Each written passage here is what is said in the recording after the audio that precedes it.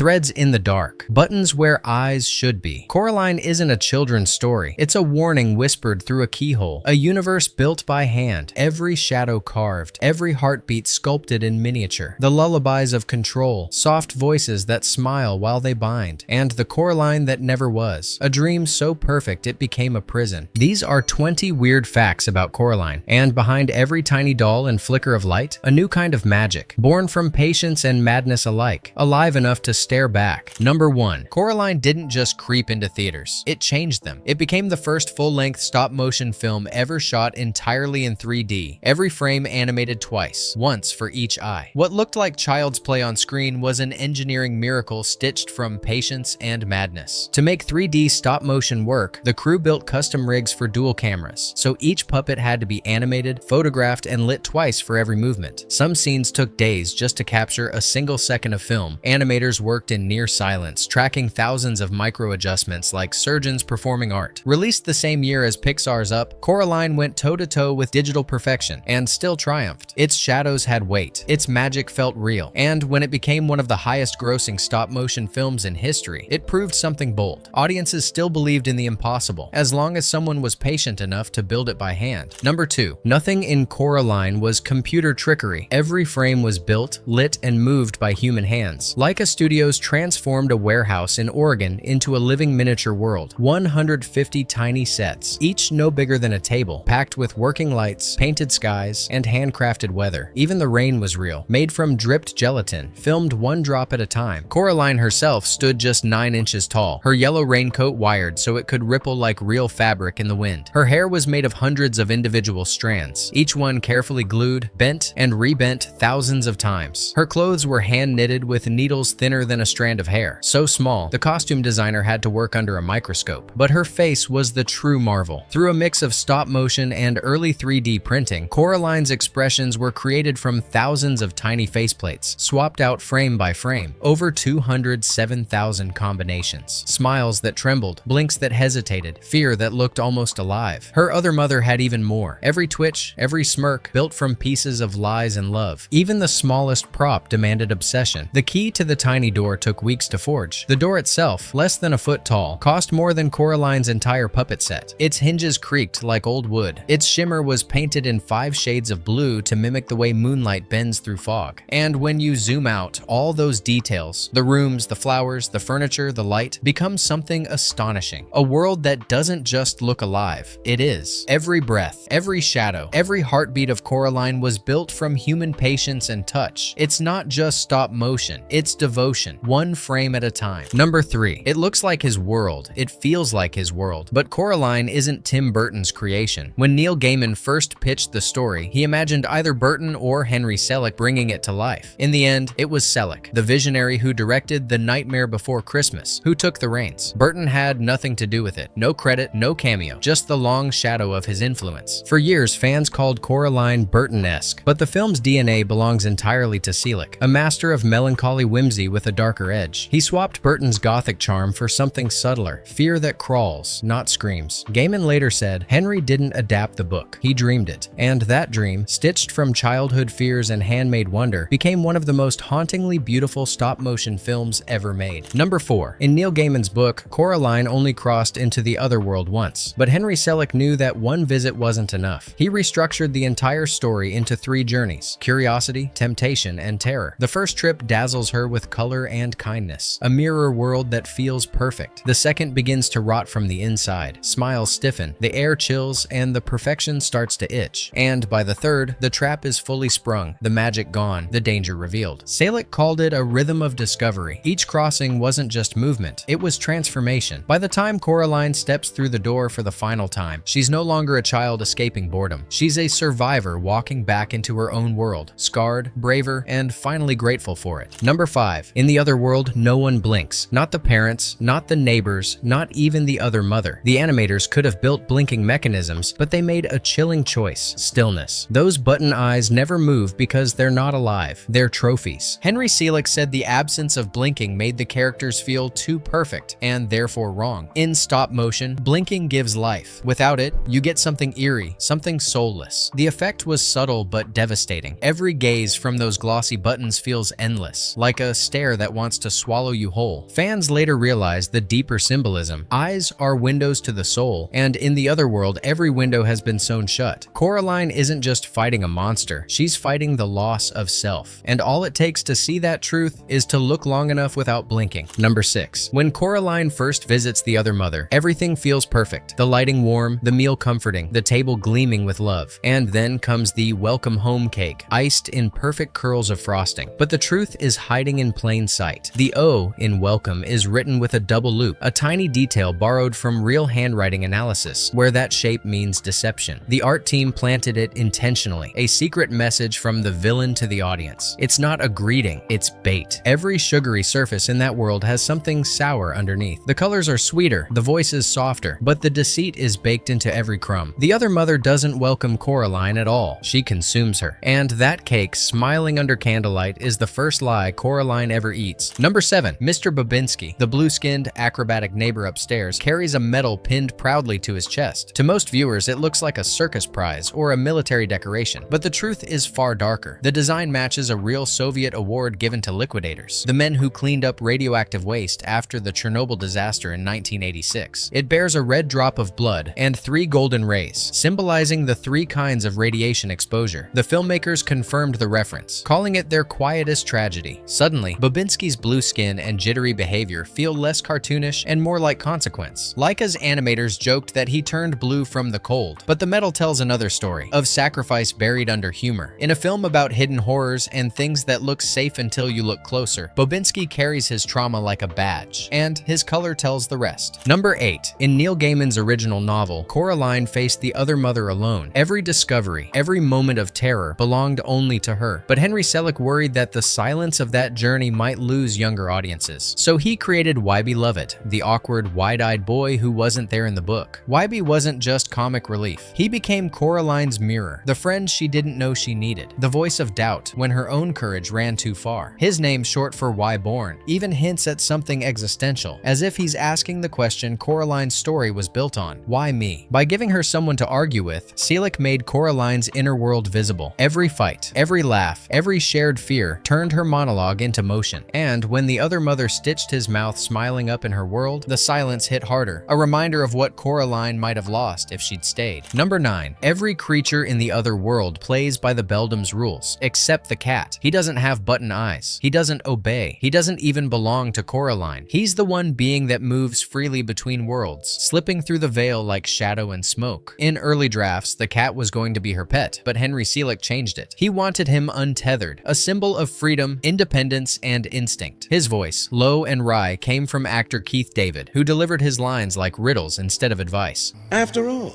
I'm just a big fat wuss-puss. When he helps Coraline fight the other mother, it's not obedience, it's defiance. The one creature who couldn't be owned by either world becomes the bridge between them. In a story about control, he's proof that some spirits simply refuse to be caught. Number 10. The danger in Coraline doesn't begin when she opens the little door. It's already inside her house. Look closely at the wallpaper of the living room, and you'll see faint outlines of insects woven into the pattern. Moths, beetles, and centipedes crawling just beneath the surface. Production designer Tadahiro Uesugi confirmed it wasn't random. The bugs foreshadow the truth about the other mother, that her beauty is only a disguise. She's not a witch at all, but an insect in human skin, a predator who spins comfort like a web. By the time Coraline crosses over, the signs were there, in the walls, in the furniture, in the colors that shift from warmth to rot. The audience just didn't notice. The house was warning her the whole time. She just didn't know how to read it. Number 11. Before Coraline ever meets the ghost children, their shadows are already watching her. In the other mother's dining room, 3 framed pictures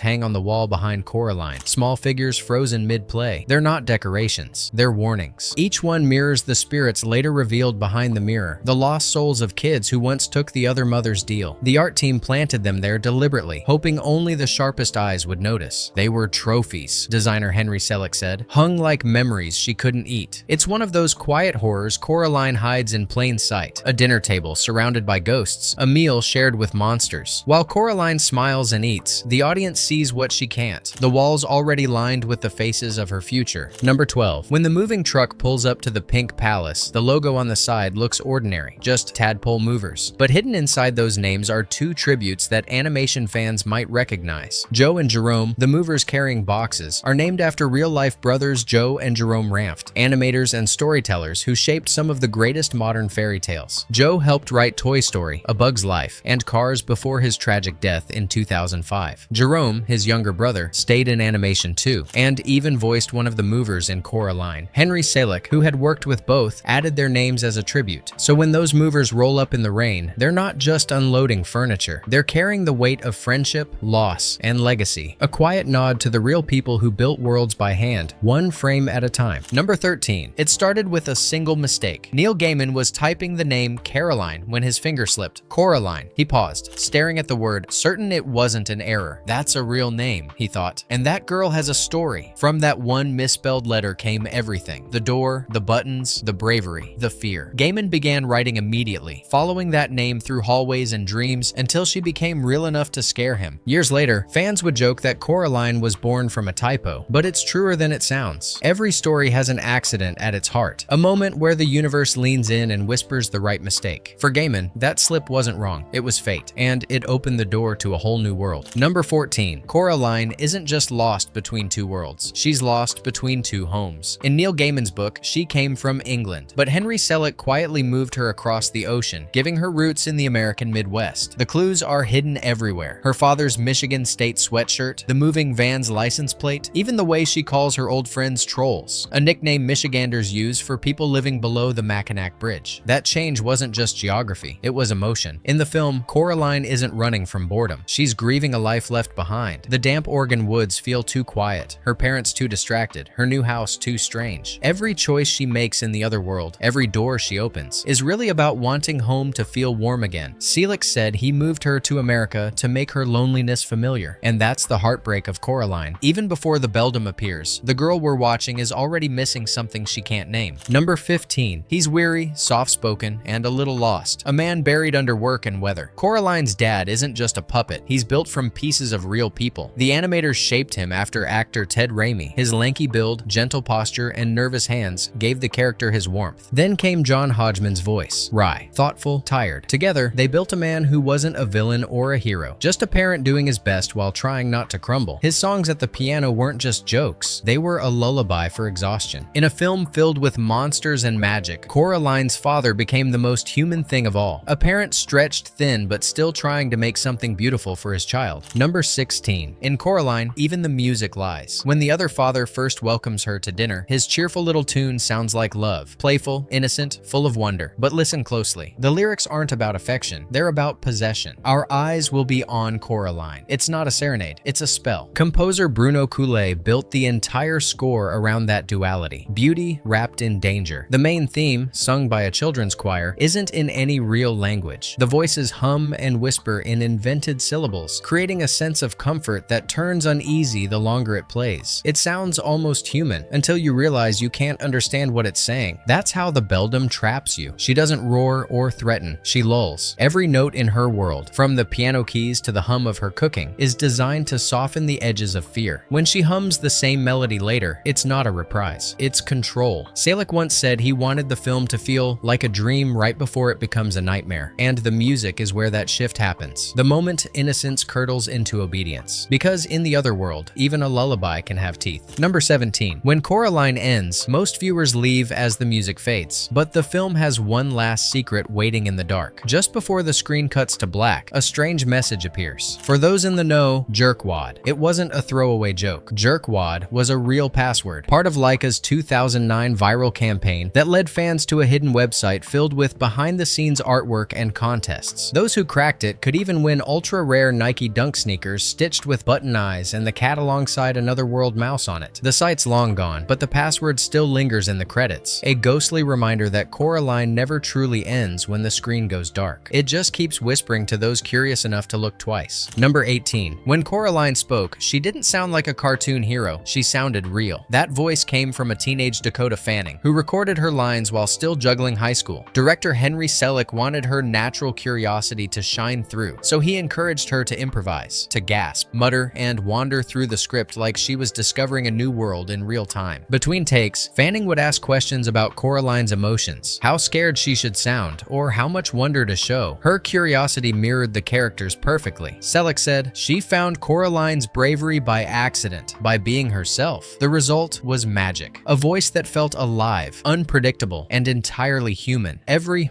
wow, and breath became part of the texture of the movie. Proof that imagination, when it's honest, doesn't need direction. It just needs freedom." Number 19. What began as a dark little fairy tale stitched together in Oregon became one of the most beloved stop-motion films ever made. Coraline earned over $186 million worldwide, a monumental feat for a handmade film, and went on to earn Oscar, BAFTA, and Annie Award nominations. But its real victory didn't come from trophies. It came from time. Every October, fans return to that tiny door like it's a ritual, rediscovering the courage, loneliness, and strange comfort that made it timeless. Artists tattoo the button eyes, cosplayers rebuild the other world, and every kid who grows up a little too curious eventually finds their way back to Coraline. Henry Selick once said, "We made something that will outlive us." He was right. The film didn't just redefine children's horror, it redefined how fear can feel beautiful. What began as handmade terror became something eternal, sewn forever into the fabric of imagination. Number 20. The film's tagline, "Be careful what you wish for," became prophecy. Every year, fans reopen that little door, turning Coraline into a Halloween ritual. But beneath the monsters and magic, the story was never about bravery or buttons, it was about gratitude. Coraline doesn't just escape the other world, she learns to see her real one differently. The drab wallpaper, the tired parents, the gray skies, they were never the enemy. They were the life she almost lost. By the end, the door isn't just a portal to danger, it's a mirror, a reminder that wonder can turn to hunger, and love, even ordinary love, is worth more than any dream. Every time the snow falls in that stop-motion sky, the message lingers. You don't need a better world. You just need to look closer at the one you already have. Bonus fact. Before she was a puppet, Coraline was supposed to be flesh and blood. Early plans imagined a live-action adaptation, real sets, real actors, and even a young Dakota Fanning ready to play the part on camera. But Henry Selick saw the problem immediately. The story wasn't meant to feel real. It was meant to feel wrong, too delicate, too dreamlike, too handmade for live action to capture. So he took a risk. He turned the entire project into stop motion, a form so rare and slow it bordered on insanity. Fanning stayed, lending her voice instead of her face. The rest was rebuilt from wire, cloth, and madness. What emerged wasn't the Coraline Hollywood expected. It was something stranger, braver, and more alive. A film that shouldn't have worked, but did, because it was built by hand and haunted by heart. The live-action version might have been forgotten. The puppet version became legend. When the final frame fades and the door clicks shut, Coraline lingers like a dream you're not sure you escaped. It's not just a children's film. It's a warning disguised as a lullaby. Laika's Animator spent years moving dolls by millimeters, chasing shadows across tiny sets, just to make fear feel beautiful. And somehow, it worked. A world stitched from thread and patience ended up feeling more real than anything digital ever could. If this story ever gave you chills, or reminded you to appreciate the messy, imperfect world outside your own door, drop a comment. Tell us what haunting tale we should open next. Because Coraline's greatest magic wasn't her courage or curiosity. It was her reminder that every wish comes with a price, and every nightmare begins with wanting something perfect.